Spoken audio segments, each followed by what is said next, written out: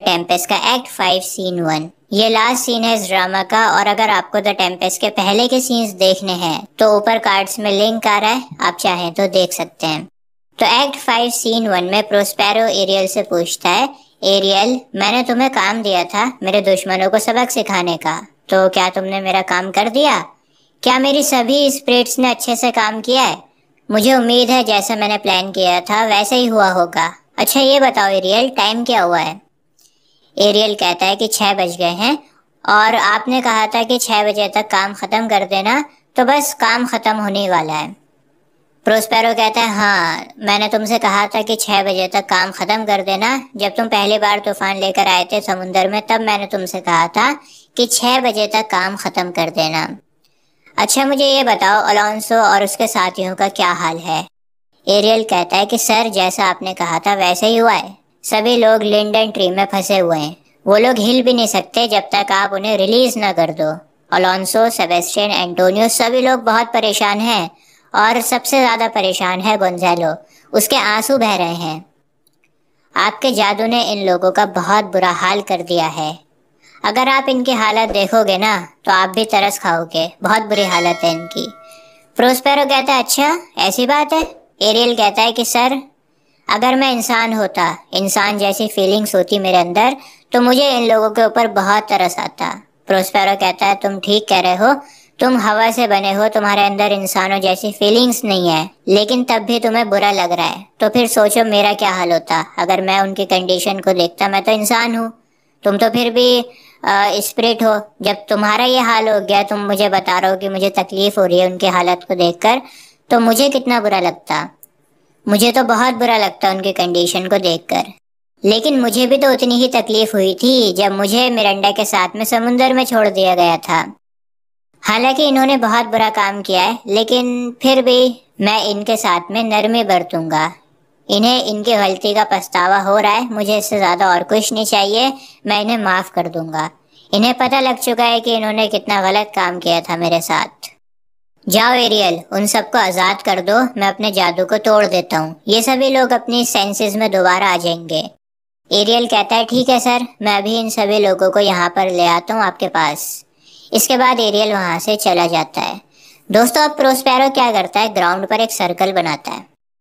Prospero अपने जादू को छोड़ देना चाहता है और एक आम बूढ़ा इंसान बनना चाहता है। तो सर्कल ड्रॉ करके प्रोस्पेरो कहता है कि मैंने एल्फ के जादू की मदद से दिन को रात बना दिया। एल्फ मैं आपको बता दूं एक छोटा सा क्रिएचर होता है जो मैजिक करता है। तो प्रोस्पेरो कहता है कि एल्फ की मदद से दिन को रात बना दिया मैंने, और चांद की रोशनी से मैंने टॉड स्टूल्स को बना दिया। टॉड स्टूल्स एक जहरीले प्लांट को कहते हैं। तो कहता है कि मैंने टॉड स्टूल्स के प्लांट को ग्रो करा चांद की रोशनी में, मशरूम्स को उगाया यहाँ पर, और मैंने स्पिरिट्स की मदद से समुंदर में तूफान लेकर आया। मैंने अपने जादू से कब्रों को खोद दिया, कब्र में लेटे हुए मुर्दों को जगा दिया। मेरा जो मन था मैंने अपने मैजिक से किया, लेकिन अब अपने मैजिक को मैं सरेंडर करता हूँ, और मैं अपने मैजिक की किताबों को भी समुंदर में फेंक दूंगा, बहुत दूर समुंदर की गहराइयों में फेंक दूंगा, और स्पिरिट को भी आजाद कर दूंगा। इसके बाद वहां पर एरियल आ जाता है, और एरियल बाकी सभी लोगों को साथ में लेकर आया है। Alonso, Gonzalo, Sebastian, Antonio, Adrian और फ्रांसिस्को भी होते हैं। ये सभी लोग उस सर्कल में आकर खड़े हो जाते हैं जो प्रोस्पेरो ने अभी बनाया था। प्रोस्पेरो कहता है कि तुम लोग म्यूजिक को सुनो, क्योंकि अभी तुम लोग दहशत में हो, परेशान हो। म्यूजिक तुम्हें शांत करेगा। तुम सभी लोग मेरे स्पेल में खड़े हो। स्पेल मतलब जादू, जो सर्कल प्रोस्पेरो ने बना रखा था ना। तो प्रोस्पेरो गोंजालो से कहता है कि तुम्हारे लिए मेरे आंसू निकल रहे हैं। मैं तुम्हें कोई दुख नहीं पहुंचाना चाहता था, तुम तो बहुत अच्छे इंसान हो। गोंजालो, तुमने मेरी जान बचाई थी, तुमने ही मेरे साथ में वफा करी थी। मैं तुम्हें तुम्हारी वफादारी का बहुत ज्यादा रिवॉर्ड दूंगा। और तुम अलोंसो, तुमने मुझ पर और मेरी बेटे पर बहुत जुल्म किया है, और तुम्हारे भाई सेबेस्टियन ने भी तुम्हारी मदद करी थी। और तुम एंटोनियो, तुम तो मेरे भाई थे, मेरा अपना खून थे। तुम पावर के पीछे इतने पागल हो गए, इतने अंधे हो गए कि तुम अपने भाई को ही भूल गए, हमारे रिश्ते को ही भूल गए। इतना पागल हो गए पावर के पीछे कि तुम अपने ही किंग को मारना चाहते थे। मैं तुम्हें माफ करता हूँ, हालांकि तुम एक मॉन्स्टर हो, माफी के लायक नहीं हो। प्रोस्पेरो एरियल से कहता है कि मैं अब इन सब के ऊपर से मैजिक हटा रहा हूँ, तुम जाओ मेरी तलवार लेकर आओ।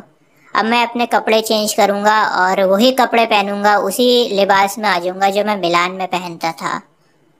और तुम सभी स्पिरिट्स को भी मैं बहुत जल्द आज़ाद करने वाला हूँ। दरअसल यहाँ पर सभी लोग मैजिक से बंधे हुए हैं और प्रोस्पेरो को देख नहीं पा रहे, अपने सेंसेस में नहीं है। तो प्रोस्पेरो इसीलिए अपनी किंग की कॉस्ट्यूम पहनकर आना चाहता है इन सभी के सामने, ताकि ये सभी लोग उसको पहचान लें। बहुत साल बीत गए और इस ड्रेस में प्रोस्पेरो को पहचानना बहुत मुश्किल था, इसलिए वो अपने पुराने रूप में वापस आना चाहता है। एरियल जब सुनता है कि सभी स्पिरिट्स बहुत जल्द आज़ाद हो जाएंगी, तो वो गाना गाने लगता है और गाते हुए प्रोस्पेरो की ड्रेस लेकर आता है। प्रोस्पेरो कहता है, मेरे खूबसूरत एरियल, गाना क्यों गा रहे हो? मैं तुम्हें बहुत ज़्यादा याद करूँगा, मुझे तुम्हारी बहुत याद आएगी, लेकिन फिर भी तुम्हें आज़ाद तो करना ही है। चलो एक और काम करो मेरा, जहाज में जाओ और जितने भी सेलर्स और बोट्समैन हैं उन सभी लोगों को जगा दो और मेरे पास में लेकर आओ। एरियल कहता है कि मैं अभी गया और अभी आया। गोंजालो कहता है कि ये तो बहुत ही अजीब सी जगह है, पता नहीं यहाँ पर क्या क्या होता रहता है। ऐ खुदा हमारी मदद करो। दोस्तों, अब जादू का असर ख़त्म हो रहा है और इन लोगों को होश आ रहा है, अपने सेंसेस में आ रहे हैं। तो प्रोस्पेरो अलोंसो से कहता है कि मैं ड्यूक ऑफ मिलान तुम्हारे सामने खड़ा हूँ। मैं वही प्रोस्पेरो हूँ जिसे धोखा दिया गया था। अब मैं तुम्हें गले लगाऊंगा ताकि तुम्हें पता लगे कि मैं प्रोस्पेरो हूँ और जिंदा हूँ, और जो कुछ भी हो रहा है वो रियल में हो रहा है। मैं दिल से तुम्हारा और तुम्हारे साथियों का वेलकम करता हूँ। अलोंसो कहता है, क्या क्या तुम सच में प्रोस्पेरो हो क्या, या फिर हमारे साथ कुछ जादू वादू हो रहा है? जैसे पहले हमारे साथ में जादू हुआ था वैसे ही अब की बार तो कुछ जादू नहीं हो रहा? तुम्हारे दिल की धड़कन से तो मालूम होता है कि तुम रियल हो। अगर तुम सच में प्रोस्पेरो हो तो मैं तुम्हारे आगे ड्यूकडम सरेंडर करता हूँ और भीख मांगता हूँ तुमसे कि मुझे माफ़ कर दो प्रोस्पेरो, मेरे गुनाहों को माफ़ कर दो। लेकिन ये पॉसिबल कैसे हुआ? तुम जिंदा कैसे बच गए और इस आइलैंड के ऊपर क्या कर रहे हो? कैसे आ गए इस आइलैंड के ऊपर? प्रोस्पेरो अलोंसो को कोई जवाब नहीं देता। पहले वो गोंजालो के पास में जाता है और उसे सीने से लगा लेता है। गोंजालो कहता है कि पता नहीं ये सब सच भी है या नहीं है। प्रोस्पेरो कहता है कि तुम लोग अभी भी इस आइलैंड के एक्सपीरियंसेस को नहीं भूले हो, अभी थोड़ी देर के बाद नॉर्मल हो जाओगे। मैं तुम सभी दोस्तों का वेलकम करता हूँ। अब दोस्तों, यहाँ पर प्रोस्पेरो एंटोनियो और सेबेस्टियन से साइड में जाकर बात करता है। इस तरह से बात करता है प्रोस्पेरो कि सिर्फ एंटोनियो और सेबेस्टियन ही उसकी बातों को सुन पाए। तो प्रोस्पेरो कहता है कि अगर मैं अभी चाहूँ तो तुम्हें धोखेबाज साबित कर सकता हूँ, क्योंकि सेबेस्टियन और एंटोनियो ने मिलकर अलोंसो को मारने की कोशिश करी थी। अलोंसो राजा है और राजा को मारना गद्दारी है। तो प्रोस्पेरो कहता है कि मैं तुम दोनों को गद्दार घोषित कर सकता हूँ, लेकिन फिलहाल मैं कुछ नहीं कहूँगा।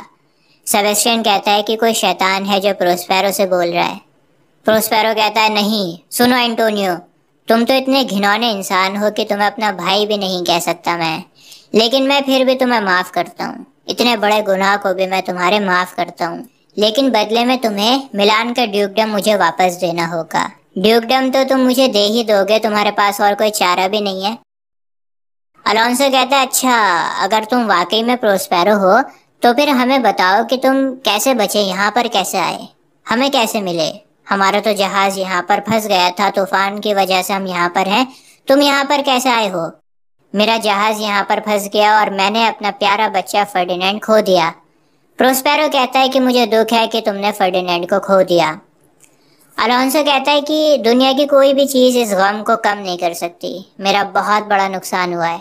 प्रोस्पेरो कहता है कि तुमने अभी सब्र करना नहीं सीखा है अलोंसो, क्योंकि मुझे भी तुम्हारे जैसी ही तकलीफ हुई थी। अलोंसो कहता है, क्या क्या कह रहे हो? मेरे जैसी तकलीफ हुई थी तुम्हें? प्रोस्पेरो कहता है, हाँ तुम्हारे जैसी ही, क्योंकि मैंने भी थोड़े वक्त पहले ही अपनी बेटी को खो दिया है। अलोंसो कहता है, क्या क्या कह रहे हो?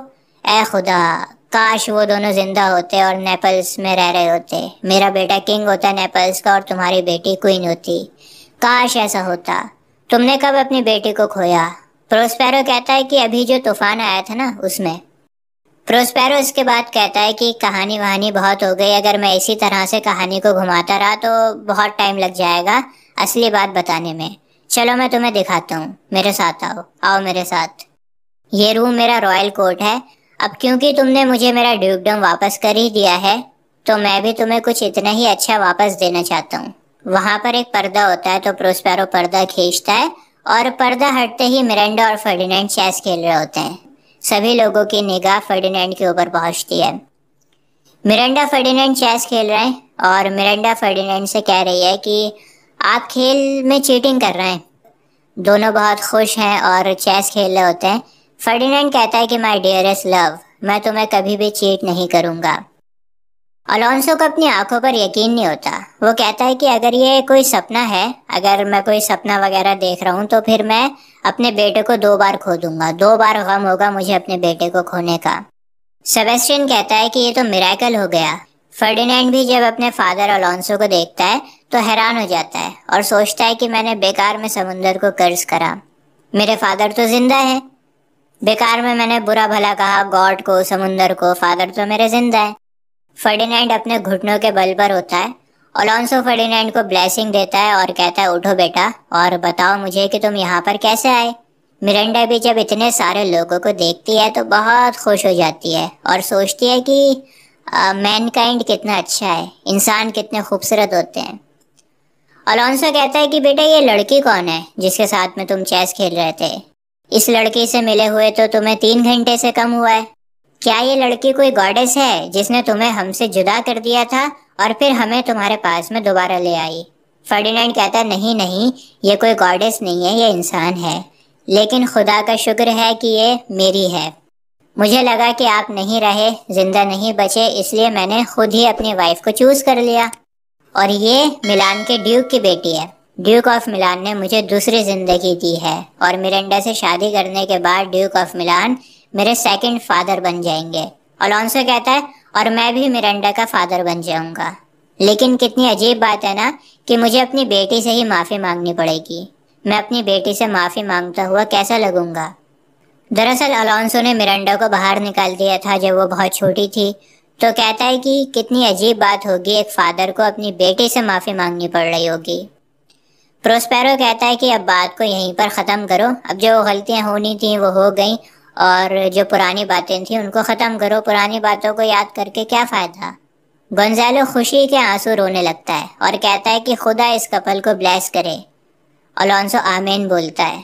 जब कोई दुआ मांगता है ना तो क्रिश्चियन धर्म में आमीन बोलते हैं। गोंजालो कहता है कि ये ट्रिप कितनी बेहतरीन है हम सभी लोगों के लिए। क्लैरिबल जो अलोंसो की बेटी है उसकी शादी हो गई है अफ्रीका में, तो क्लैरिबल को उसका हस्बैंड मिल गया और फर्डिनेंड को उसकी वाइफ मिरांडा मिल गई। प्रोस्पेरो जो गरीब था यहाँ पर इस आइलैंड के ऊपर, उसके हालत बहुत ख़राब थे, तो उसे वापस से ड्यूकडम मिल गया। प्रोस्पेरो दोबारा से राजा बन गया। हम सब ने अपने आप को खोकर एक दूसरे को पा लिया। क्लैरिबल को अफ्रीका में हस्बैंड मिला, फर्डिनेंड को उसकी वाइफ मिल गई और प्रोस्पेरो को उसका ड्यूकडम मिल गया। अलोंसो फर्डिनेंड और मिरांडा का हाथ मांगता है और कहता है कि बुरी नज़र वाले तेरा मुंह काला। मतलब इंग्लिश में बोलता है कि may anyone who doesn't wish you joy feel grief and sorrow. Gonzalo कहता है आमीन। इसी दौरान एरियल आता है और एरियल अपने साथ में जहाज के बाकी सभी लोगों को लेकर आता है, बोट्समैन को भी लेकर आता है। गोंजालो बोट्समैन को देखकर कहता है मैंने कहा था ना मैंने कि बोट्समैन डूबने से नहीं मरेगा। कोई और वजह हो सकती है बोट्समैन के मरने की, लेकिन ये डूबकर नहीं मरेगा। देखा, मेरी प्रेडिक्शन सच हो गई ना, नहीं मरा ना बोट्समैन। बोट्समैन कहता है कि सबसे अच्छी बात तो ये है कि हम सभी लोग सही सलामत हैं और हमें हमारे किंग वापस मिल गए। और दूसरी सबसे अच्छी बात यह है कि हमारा जहाज़ बिल्कुल ठीक है। और मेरे समझ में नहीं आ रहा कि जहाज़ डैमेज क्यों नहीं हुआ। इतना बड़ा तूफान था और जहाज़ को देखो तो एकदम नया, एक खरोश नहीं जहाज़ के ऊपर। एरियल प्रोस्पेरो को साइड में बोलता है कि सर जैसा आपने कहा था वैसे ही हुआ है, वैसे ही किया है मैंने। प्रोस्पेरो कहता है बहुत बढ़िया काम किया तुमने, मेरी चालाक स्पिरिट, बहुत बढ़िया। अलोंसो कहता है कि कुछ तो अजीब है यहाँ पर, अननेचुरल इवेंट्स हो रहे हैं, पता नहीं क्या क्या हो रहा है। अच्छा ये बताओ तुम यहाँ तक कैसे पहुँचे? बोट्समैन कहता है कि हम लोग तो सो गए थे सभी लोग, लेकिन फिर एकदम से अजीब अजीब आवाज़ें आने लगीं। दहाड़ने की आवाज़ें, ज़ोर की चिल्लाहटें आने लगीं, गरजने की आवाज़ें आने लगीं और इन सब अजीब अजीब आवाज़ों से हम उठ गए। उठकर हमने देखा कि हमारा जहाज़ तो बिल्कुल ठीक है। फिर हम लोगों ने अपने सेंसेस को खो दिया और हमें नहीं पता कि यहाँ पर हम लोग कैसे आ गए। एरियल प्रोस्पेरो से कहता है कि सर क्या मैंने बिल्कुल ठीक करा? प्रोस्पेरो कहता है तुमने बहुत अच्छा काम किया है, परफेक्ट काम किया है एकदम, तुम्हें बहुत जल्द आज़ादी मिल जाएगी। अलोंसो कहता है कि ये तो बहुत अजीब बात है, ये कैसे हो सकता है, मेरे तो समझ नहीं आ रहा, मेरे तो कुछ समझ नहीं आ रहा कि ये हो क्या रहा है। हमें किसी ओरेकल को बताना पड़ेगा सारा मामला। ओरेकल कहते हैं जो किसी एक पर्टिकुलर सब्जेक्ट के बारे में बहुत अच्छी नॉलेज रखता है, बहुत स्मार्ट होता है, और उससे एडवाइस ली जाती है। प्रोस्पेरो कहता है कि आप ज़्यादा टेंशन मत लो, जब टाइम सही होगा तो मैं आपको सब कुछ बता दूंगा, सब कुछ समझा दूंगा। अभी तो फिलहाल आप इंजॉय करो, खुशी का मौका है, खुशी मनाओ। प्रोस्पेरो एरियल से साइड में जाकर कहता है कि कैलिबन को भी बहुत मज़ा चखा दिया है हम लोगों ने, उनको भी फ्री कर दो। थोड़ी देर के बाद में एरियल ट्रिनकिलो, स्टेफन और कैलिबन को ले आता है आज़ाद करके। ये लोग प्रोस्पेरो के चुराए हुए कपड़े पहने हुए होते हैं और इनके सामने सभी लोग खड़े होते हैं। ट्रिनकिलो कहता है कि मुझे तो यकीन नहीं हो रहा अपनी आंखों के ऊपर, सभी लोग यहाँ पर हैं और जिंदा हैं। कैलिबन कहता है कि कितनी खूबसूरत स्पिरिट्स हैं। दरअसल कैलिबन ने भी सिर्फ मिरांडा और प्रोस्पेरो को देखा था इंसानों में, तो वो भी जब इतने सारे इंसानों को देखता है तो कहता है कितनी खूबसूरत स्पिरिट्स हैं। मेरे मास्टर प्रोस्पेरो कितने अच्छे लग रहे हैं, मुझे डर है कि अब मेरे मास्टर प्रोस्पेरो मुझे सजा देंगे। सेबेस्टियन कैलिबन को देखकर हंसने लगता है और कहता है ये क्या है अजीब सी चीज। एंटोनियो, क्या हम इस चीज को पैसों से खरीद सकते हैं? अगर पैसों से खरीद सकते हैं तो हम इसे अपने शहर में लेकर चलते हैं। और बहुत ही अजीब सी चीज है ये तो, मैंने तो कभी ऐसी चीज नहीं देखी। एंटोनियो कहता है कि हाँ ये तो बहुत अजीब है, मछली जैसा लग रहा है और इसकी बहुत अच्छी मार्केटिंग हो सकती है, बिजनेस कर सकते हैं हम लोग। कैलिबन को सब लोग बहुत हैरानी से देख रहे होते हैं, तो प्रोस्पेरो सबको कैलिबन के बारे में बताता है। प्रोस्पेरो कहता है कि ये एक मॉन्स्टर है जिसकी माँ चुड़ैल थी, बहुत पावरफुल चुड़ैल थी जो चांद को और तूफान को कंट्रोल कर सकती थी। और इन तीनों बास्टर्ड्स ने, स्टेफेनो, ट्रिनकिलो और कैलिबन ने, इन तीनों ने मिलकर मुझे मारने का प्लान बनाया था। इनमें से स्टेफेनो और ट्रिनकिलो तो आपके ही आदमी हैं, आप लोग बेहतर जानते होंगे, और ये तीसरा मॉन्स्टर कैलिबन मेरा गुलाम है। कैलिबन बहुत डर जाता है और वो सोचता है कि प्रोस्पेरो को तो सब कुछ पता लग गया है कि मैंने कैसे उसको मारने का प्लान बनाया था, उसे तो सब पता लग गया, तो अब ये मुझे बहुत ज़्यादा टॉर्चर करेगा और टॉर्चर कर करके मुझे जान से मार देगा।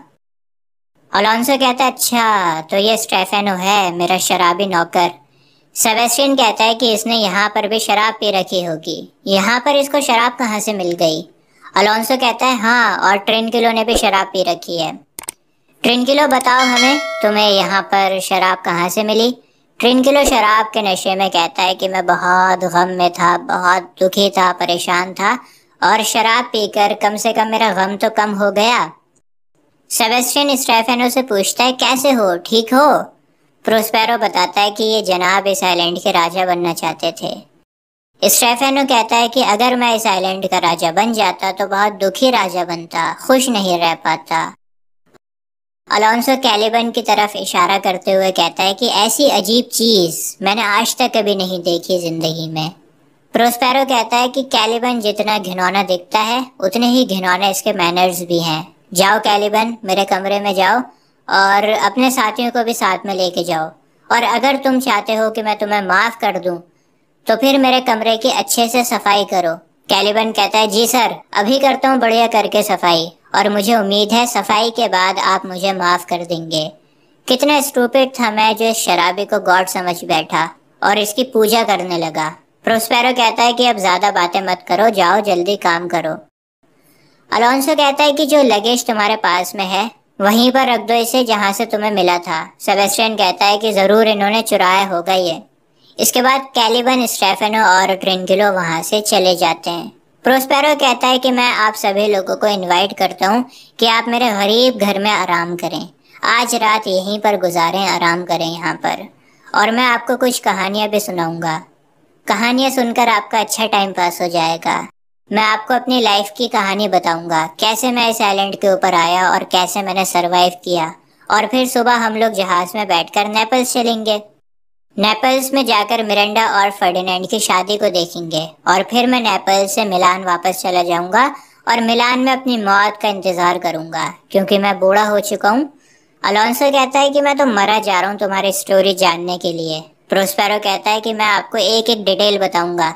प्रोस्पेरो एरियल से कहता है कि मैं अब पूरे समुंदर को शांत कर दूंगा और ऐसी हवा चलाऊंगा कि ये लोग जल्द से जल्द नेपल्स वापस पहुंच जाएंगे। एरियल, मेरे बच्चे, ये तुम्हारा काम है, इन सभी को सही सलामत अच्छे से इनके घर वापस पहुंचाने का। और ये तुम्हारा आखिरी काम है, इसके बाद तुम हवा की तरह आज़ाद हो जाओगे। अलविदा एरियल। और इसी के साथ हमारा एक्ट 5 सीन 1 ख़त्म हो जाता है। इसके बाद है एपिलॉग। एपिलॉग एक आफ्टरवर्ड होता है जो कहानी के लास्ट में लिखा जाता है। जब कहानी ख़त्म हो जाती है तब लिखा जाता है। तो एपिलॉग में प्रोस्पेरो बताता है कि अब मेरा जादू ख़त्म हो चुका है, अब मैं एक आम बूढ़ा इंसान बन चुका हूँ और अब मैं बहुत बूढ़ा हो गया हूँ, मेरी हड्डियों में ताकत नहीं बची। अब तुम सबके पास में ये ताकत है कि मुझे नेपल्स में जाने से रोक दो, यहीं पर इस आइलैंड पर रहने दो। तुम सब में बहुत ताकत है और मैं एक बूढ़ा कमज़ोर इंसान हूँ। मैं बहुत कमज़ोर हो चुका हूँ, अब मेरे अंदर इतनी ताकत नहीं बची कि तुम्हें रोक सकूँ।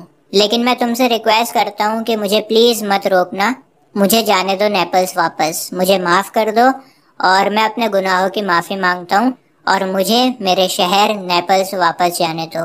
और इसी के साथ हमारा ड्रामा ख़त्म हो जाता है। द टेम्पेस्ट की प्लेलिस्ट सभी स्टूडेंट्स के साथ में शेयर कीजिए। आज के लिए बस इतना ही। जय हिंद। तो अभी आपके स्क्रीन पर एक प्लेलिस्ट आ रही होगी, इस प्लेलिस्ट पर क्लिक कर कर आपको द टेम्पेस्ट के सभी एक्ट्स और सीन्स मिल जाएंगे।